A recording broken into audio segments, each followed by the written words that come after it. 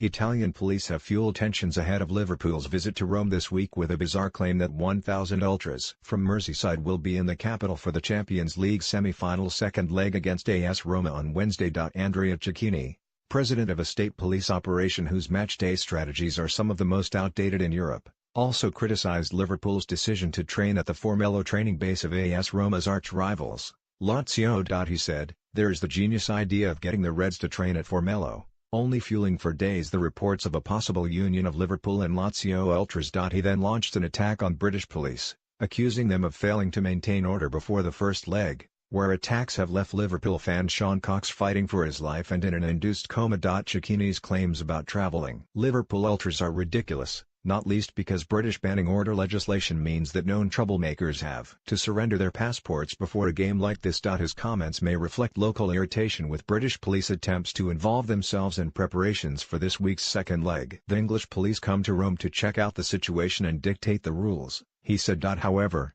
several sources in Rome have told the Mail on Sunday that they do question the wisdom of Liverpool's decision to train at Formello. "Some will see it as embracing Roma's enemy," one said on Saturday. Lazio spokesman Arturo Diaconil has this week reiterated that there is no such alliance between any of the two clubs' fans. The Italian police chief's comments will only compound Liverpool's frustration at a lack of cooperation from Italian authorities, as they seek to keep their fans safe following last Tuesday's attacks. It is understood that one of the biggest football policing operations that the Italian capital has known, involving 2,000 officers, will be in place on Wednesday, with 3,500 Liverpool fans expected in the capital. The timing of the tie is less than ideal. There are concerns that a huge union-organized May Day festival on Tuesday in Piazza San Giovanni could create potential for clashes between fans of the two teams. An alcohol ban will be in place around Stadio Olimpico. Police have communicated very few operational details to Liverpool, whose basic request for a fact sheet outlining coach routes for supporters from the airport into the stadium has yielded no response. Nor had the club been told about the alcohol ban, despite wanting to inform their fans, some of whom are expected to travel on Sunday. Italian police pride themselves on toughness with hooligans but have failed to adopt modern, intelligence-led football policing models, in which spotters operate among crowds looking to identify violent individuals, whose movements are then tracked. Consequently, they were incapable of stopping those who wreaked havoc in Liverpool from travelling, even though those thugs belonged to a small and well-known ultra brigade. However, it was surprising that the group, wearing the same black hooded tops, talking to each and clearly conducting an orchestrated operation, were allowed to get near Liverpool supporters so close to Anfield, wielding belts strapped to their wrists.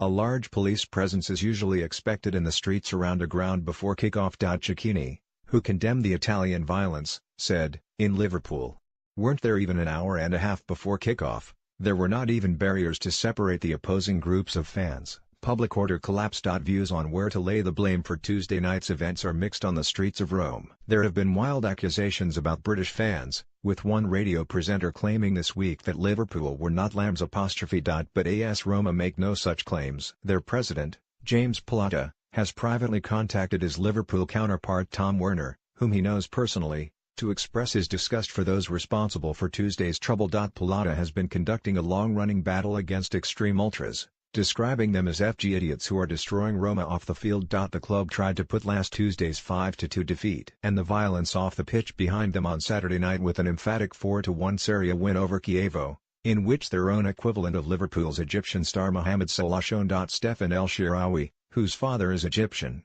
may start against Jurgen Klopp's side after scoring a sublime solo goal and hitting the post. Two Edin Dzeko strikes also underlined Roma's goal threat on home soil.